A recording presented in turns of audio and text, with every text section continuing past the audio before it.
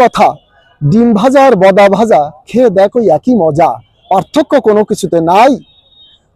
জল পানি আর দোস্ত বন্ধু, ভাষার বেলায় ফাঁক, আল্লাহ হরি বুদ্ধ যিশু ভাবের ঘরে এক।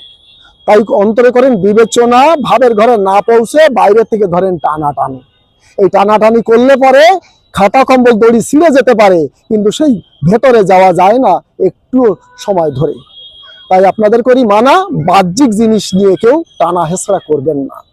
তাত্ত্বিক জিনিস ভাববার পরে আপনার হৃদয় মন অন্তরস্থলে যদি আপনি হৃদয় দিয়ে ডাকেন তারে, দেখা পাবেন এই হৃদয়ের ভিতরে।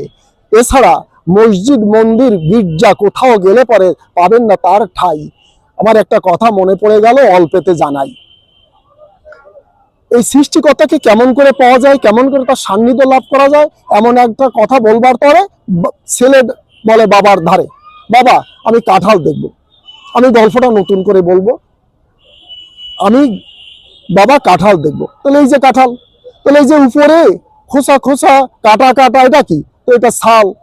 তো এটির ভিতর লম্বা লম্বা সাদা সাদা, এটা কি? এটা ভুসড়ো। এর ভিতর গোল গোল, ওটা কি? তাহলে এটা তো কোষ। কোষের ভিতর শক্ত, ওটা কি? তাহলে এটা আটি।